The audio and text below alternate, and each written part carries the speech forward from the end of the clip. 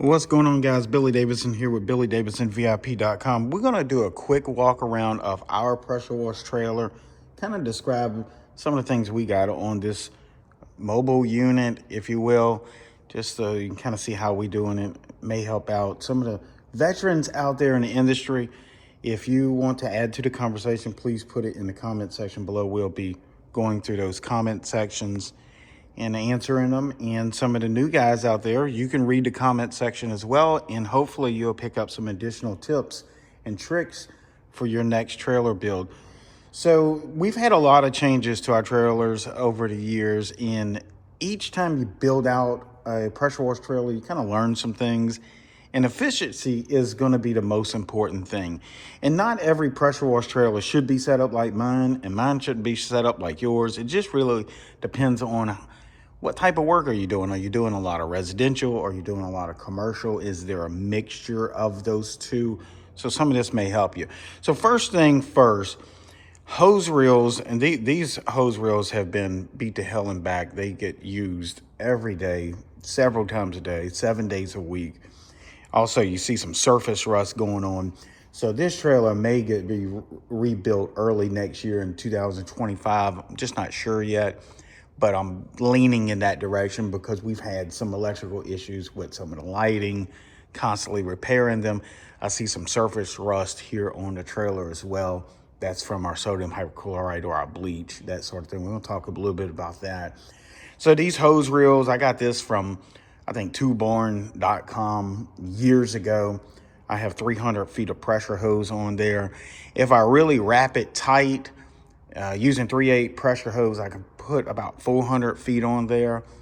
That's usually about all you need. You know, I mean, you can, if you need extra, you can wrap it up and tie it up somewhere, but anything over 400 feet, it just gets to be a pain in the neck to try to roll it up, and you got to make sure the roll is perfect. Of course, it's a manual operated one. They have electric ones out there.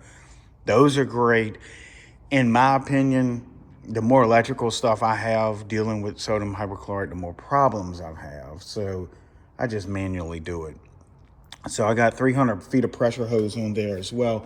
I'll show you this real quick. This is one of the most important items on my trailer. It's this ball valve. Guys, if you're not running a ball valve, get one right away. Even if it's a cheap one, you can figure that which one works the best out for you. That allows us to interrupt the pressure so we can change attachments from our wand to our surface cleaner, et cetera, et cetera. So ball valve is real important. This little hose reel, I got about 250 feet of water hose on it. Your water hose quality is going to be real important, guys. Get a commercial grade water hose with the largest diameter that you can find. That's going to really help out your flow whenever you're filling your buffer tank. And if you're not running a buffer tank, if you're just running a machine that runs off of a water spigot, the more flow you have, the better that machine is going to perform. In our case, we're trying to fill this 330-gallon tank as fast as we can. And we're going to talk about some of that too here in a minute. So make sure you stay towards the end. Some of this stuff could be really helpful, and sometimes it's not so obvious if you're just getting into the pressure washing business. So we're going to talk about that as we walk around the trailer, and then I'm going to show you something really neat in the front of the trailer I think every pressure wash trailer should have. This is a sodium hypochlorite tank, primarily downstream out of this tank. As you may notice, I don't have a soft wash pump on this trailer anymore. And then I'll tell you why in a second. But this is our sodium hypochlorite tank, holds right at 50 gallons. We never fill it all the way up because you want a little head space here at the top because it splashes out a little bit if you're traveling. So usually I put about 40, 45 gallons in it and call it a day. That's plenty enough for downstreaming. If I need to do some X-jetting or I need to put some bleach really strong or something, I can dip it out of there if I need to, but the X-jet works really well. You can pull some of that bleach out of there, put it in a 5-gallon bucket, then X-jet if you need to. So that's our sodium hypochlorite tank. We have 2 gas tanks here. I want to say these are 12 gallons each. I've had these for years. I've run thousands of gallons of gas through each one of these tanks over the years. They're great. They're plastic. They have the metal kind, the stainless steel tanks or aluminum tanks, I believe. Those are great too, but these work and they were cheap, $150 each or whatever. If I have both these tanks very full, which I rarely do, kind of for the same reason that I do the sodium hypochlorite in that tank, I don't fill it all the way up. I don't know, I'm just a little cautious about getting them 100% full.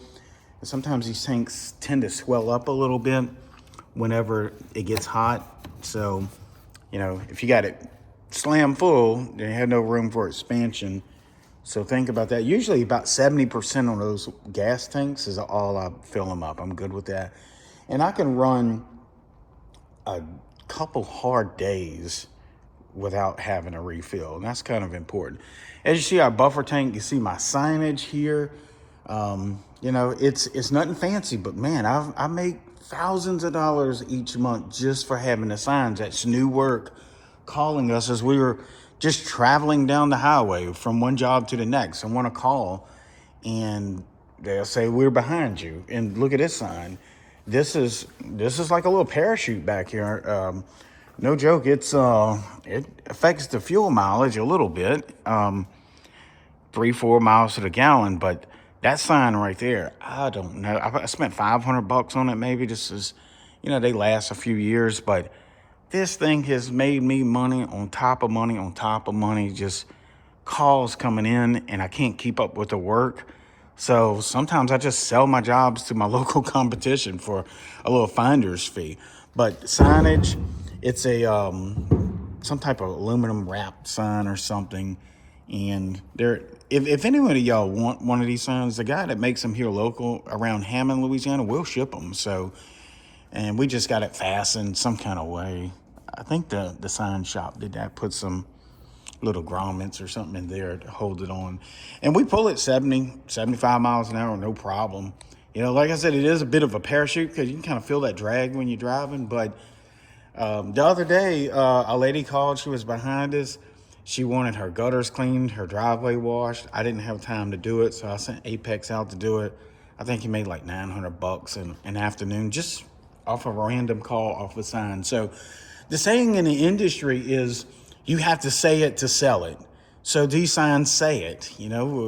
We got our parking lot striping on there because we do a ton of that. Roof cleaning, driveways, concrete cleaning. Keep it simple. Keep the letters bold. Try to keep them highlighted. I don't necessarily put websites and all that on my signage because who's going to jot that website down? Just make it clear and concise and a phone number they can call. Boom, boom, boom. That's it. And look, it works. I wouldn't be telling you if it didn't work. In addition, guys, if y'all looking for some expert tips on how to grow your pressure washer business, or for that matter, parking lot striping business, check out BillyDavidsonVIP.com. There'll be a link in the first pinned comment in the description if you want to start a pressure washing business or parking lot striping business. We have some special deals on our training courses towards the end of the year. If you want to find out more, if you want to talk to me personally, there's my phone number, by the way. That's the phone number that I carry around in my pocket and that I sleep with. So the phone's always with me. It's our business to keep that phone. So you got your standard plumbing. I want to talk about this. This is a Siamese kit. I got this from Panhandle Pressure Washing down there in Florida. If you're not familiar with it, it allows both these pressure washers to put all of their power out a single hose, which there's my hose reel. So a couple 200-300 feet of pressure hose. Now I'm utilizing the power of both of these machines. These are IGX 800s. Some say 10 gallons a minute. Some say it's 12 gallons a minute. I don't even run them full power. I run them 60, 70% power. And it's even hard to hold, so the power of power of one machine is incredible. The power of both of them combined is out of this world. And now you can't downstream with it because it puts too much back pressure on your downstream. But as far as rinsing or trying to hit some high peaks where you're trying to remove a wasp nest or dirt divers, or like rinsing very large concrete jobs, moving mud and dirt, sludge, that Siamese kit will allow you to use both your pieces of machine together. In addition, you can use that same Siamese kit, and I want to say there was maybe $150 or something, but if you had two 4-gallon per minute machines, you can do that too as well. Now your pressure stays about the same. These are rated for around 3,500 PSI each, so you're not getting 7,000 PSI. You're only going to get that 3,500 PSI, but the most beautiful thing about it is you're getting double the flow. So like I said, these are 10, 12 gallons a minute, but let's say we're not running full power. We're only pushing 8 out of each machine on our flow. Without this Siamese kit, with them paired together, we're going to get double that, 15, 16, 17 gallons per minute. That being said, it brings me to my next point. You will draw down your buffer tank in a hurry, even using one of these machines. So imagine both of them combined, you're definitely going to draw this down really quick. So you want ideally to be attached to a water supply, and that's where you see this little pigtail line coming out. And I have an identical one on this side right there, and it's just basically a female water hose fitting, some rigged up little clamps there. We attach our water supply to that, and we can double feed from another spigot on the other side. It works best for us. Now this is real important. You may not see a water filter on my trailer.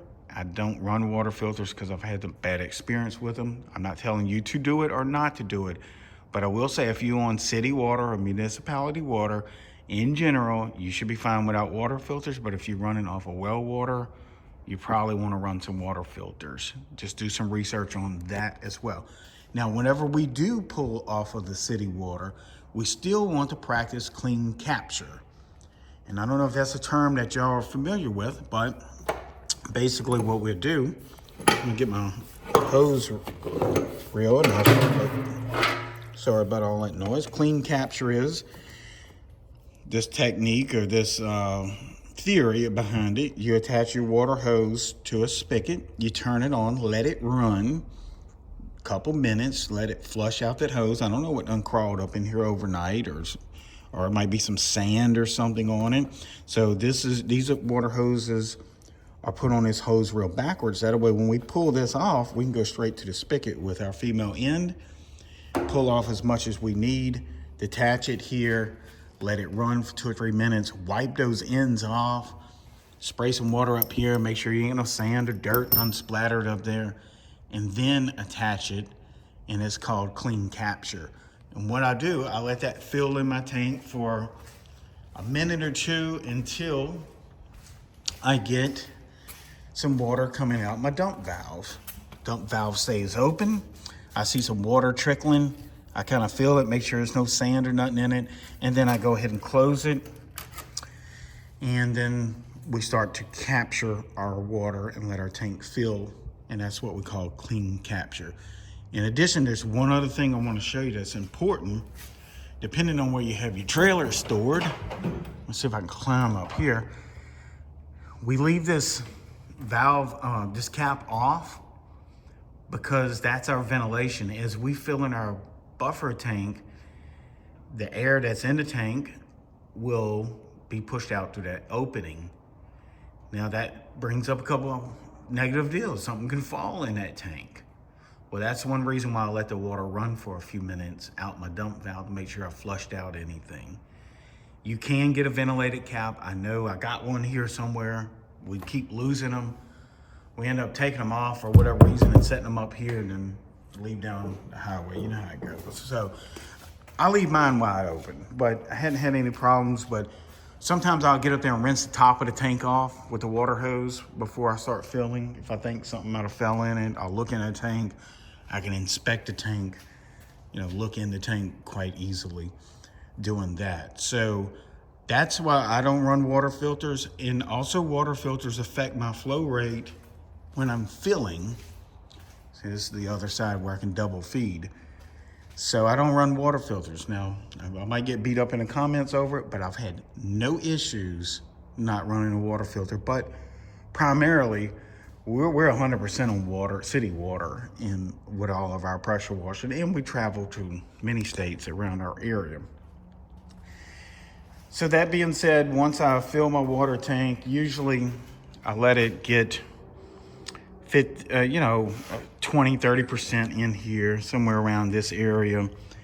And on the cold mornings, I cough these big beasts up. I start them up and let them cough up their phlegm because they're getting up in age. They got probably 1,000 hours each on them. So I start them up and let them idle. Close this toolbox so you can see. And they'll cough and hack up some phlegm a little bit, and then I'll idle them up. My water will be coming out of here. Usually I have it kind of tucked in like that, just letting it run on the ground. Once the exhaust is warm, I can feel it pulsating out of here. Once this starts to get nice and warm, I know my engine oil is warm. My pump's getting plenty of water. I can verify that from there. And I give them a little throttle, whatever. Just make sure they get nice and warm before I run them up to pressure using my surface cleaner or something like that. So that's always a good idea. And on really super cold mornings, I'll reach in here and touch this oil filter. As it's idling, make sure that oil is warmed up. And guys, make sure you change the oil in your machines. You want to do it probably about every 100 hours, depending. In the summertime, I do it a little sooner. But in the wintertime, about every 100 hours or so, I'll change the oil. It's like $10. It's the life of the machine. It really is. There's an air filter in here as well. You need to be checking that from time to time. Your plumbing on a buffer tank, there's really no right way to do it. You just got to make it happen. I honestly, I suggest pulling your trailer up to one of those big box stores like Home Depot or Lowe's or whatever, and just do it in the parking lot. Unless you're just some ace plumber, you're not going to get it on the first try. It's always something, little fitting, you got to cut something, nut into coupling or whatever. So I just pull it up in the parking lot, and if I'm going to redo my plumbing, and just grab me a coffee, set it on the fender, and get after it. And that way, if I need something, I'll run right back in the store and get it. So that's the way we do our plumbing. I will say, plumbing is one of these things, you bouncing up and down some of these roads all over the place.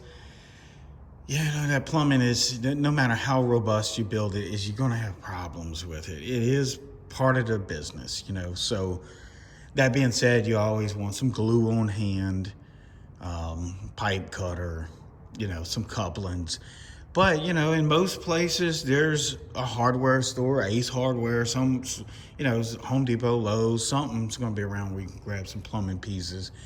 Another idea would just be carry a duplicate set of everything in the toolbox. You could do that. I don't do that, but you can do that as well. I have heard some guys doing that. But there's no right way to do the plumbing, and it's a pain in the neck to do it. But once you do it a few times, you kind of get the idea, and and plus if you do it yourself, you can work on it yourself, so think about that too. It's a learning curve to it. And, you definitely don't want any leaks, because if you got a leak, these pumps actually have negative pressure, and that way they can draw from the buffer tank. So if I took this piping apart and started the machine, which would not be advisable, you put your hand in front of that inlet and it'll suck, like a little vacuum cleaner. So if you got any leaks, that means it can suck air too. And that's not good for the pump. It could cause cavitation. That pump needs to have water flowing through it for its lubrication and cooling. So if you got air pockets in there, you're going to suffer with your pressure. And another thing, guys, these unloaders here, they're designed to work with a fluid. So if it reaches an air pocket and you trick that unloader, sometimes that pressure will spike way up, because the viscosity and density between water and air is about 600 times different. So if you got an air leak and you let off that trigger, as that air bubble passes through that unloader system, it's trying to compress and feel for water, but you got air in it, so it can spike up the pressure really, really high and pop a hose. So air leaks is a no-no. We're gonna try to get all your air leaks out. And like I said, it's a pain in the neck sometimes to do it, but it's worth it in the end, because at the end of the day, whenever you pressure wash it, you're making several $100s per hour. If you're not, then there's a problem. You probably need some help from a veteran such as myself or someone else in the industry. There's several of us have training courses out there. I've looked at several of them myself. I'm a little biased. I think mine's the best, but there's also some great information out there. As you see, these machines are getting a little rust, surface rust on them. So you can expect that. These are belt drive. Those belts last 400 or 500 hours. That's another problem. Sometimes you get to change these belts. It's a hassle. It's best if you do it yourself, so you learn how to do it. The belts are about $100 each, maybe a little more. Probably wouldn't be a bad idea to carry an extra belt. Or if you ever do change your belts, especially if it's not broken, you can throw that spare old belt in your toolbox, and at least you got something to get you home if one breaks. Usually, changing these belts require removing the muffler and all of that. So again, these are two IGX 800s.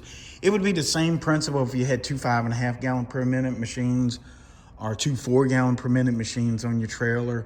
Even if you pull them from a buffer tank, some of the 4 gallon machines do, most don't. But if that's your case, it's the same principle, with the water, air leaks, that sort of thing.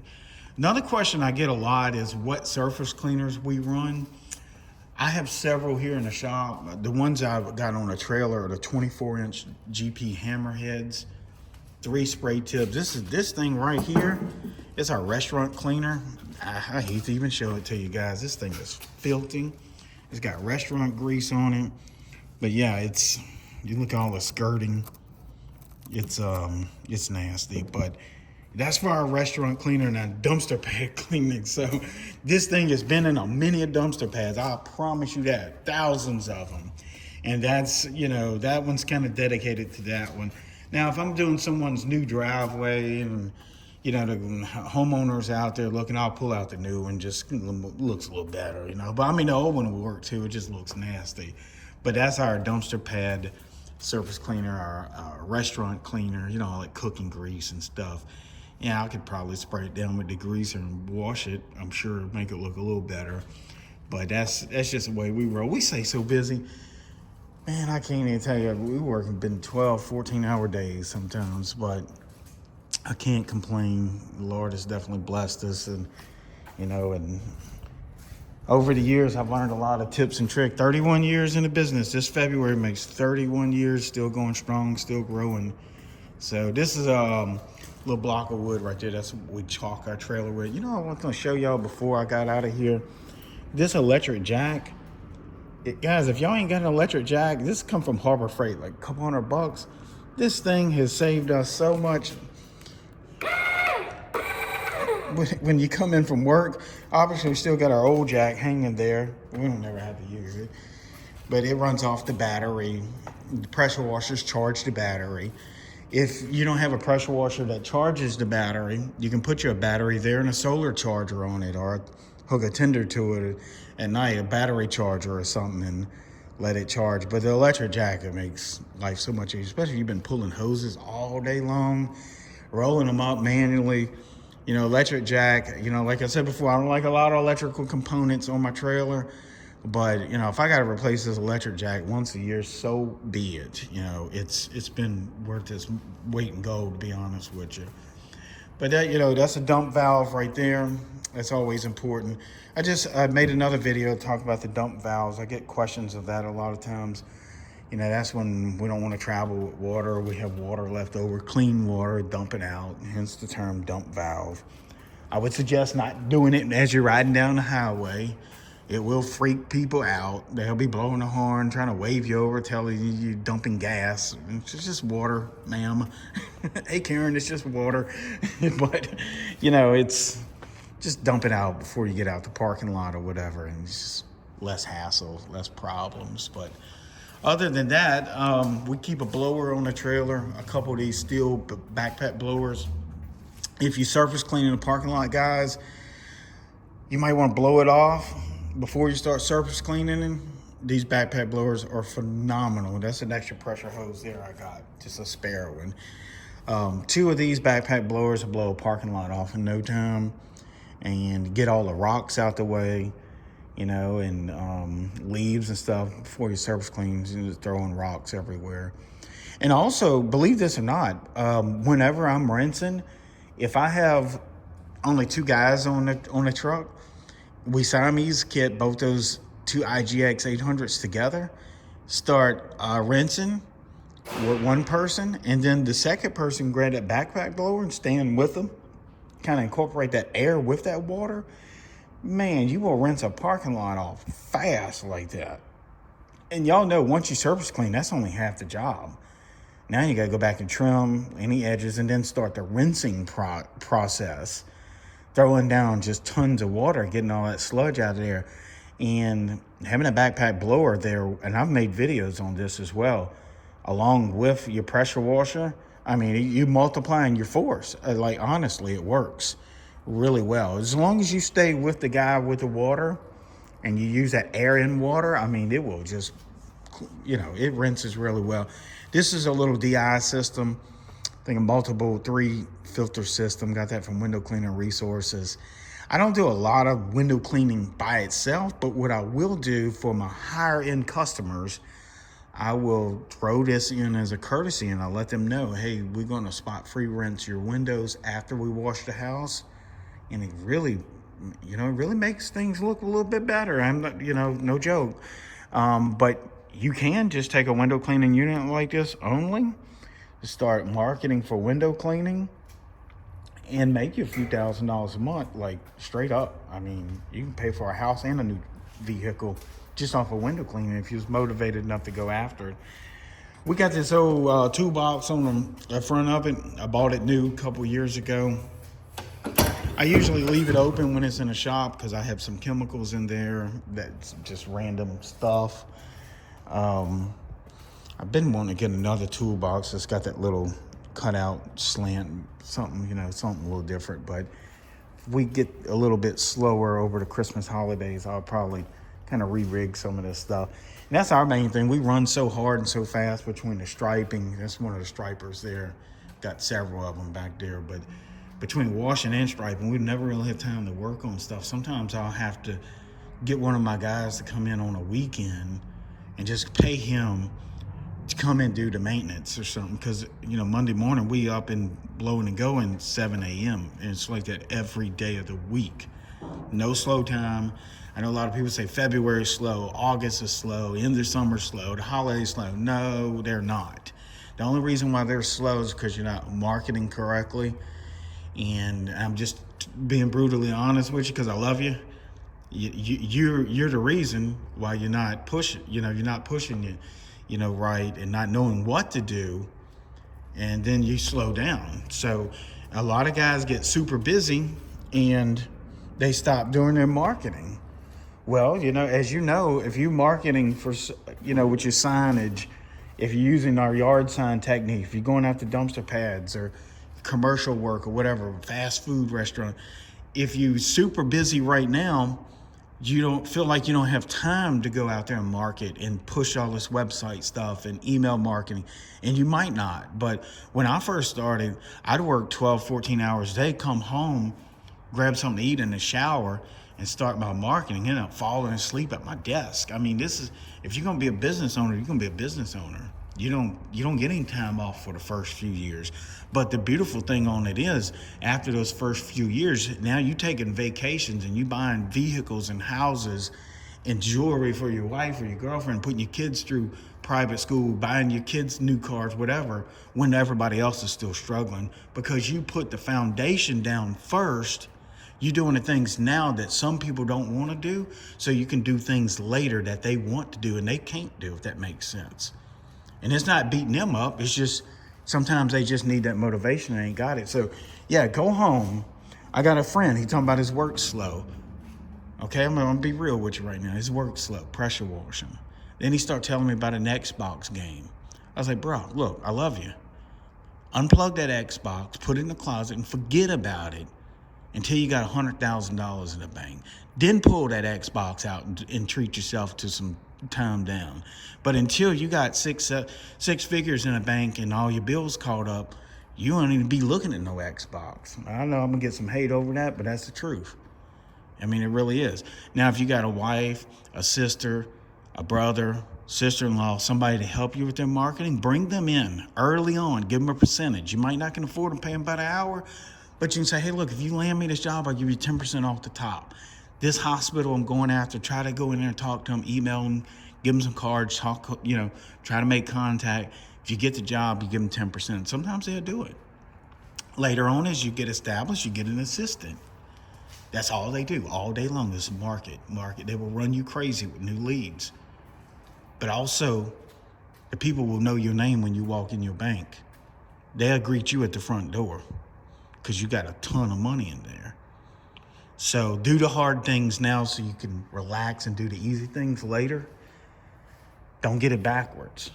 Put the Xbox up, start marketing your business, get your signs up, get them going. That's what it's all about. You put about 3-4 good years into this business, you got it made. I don't care if you're in a small town, big town, little city, out in the country. Everywhere you go, people got to have pressure washing done. Businesses have to have the sidewalks clean, the roofs clean, gutters clean, windows clean, the lines striped in the parking lots. It has to be done or they're going out of business. People are not going to go eat in a nasty restaurant and a dumpster pad. You can smell it from a half a block away. So do the things you got to do for you and your family. Anyway, guys, I'm Billy Davison. I'm out of here. BillyDavisonVIP.com. Please like and subscribe. Love you guys. If you got any questions, there's my phone number. Hit me up, and I hope to see you in the next video.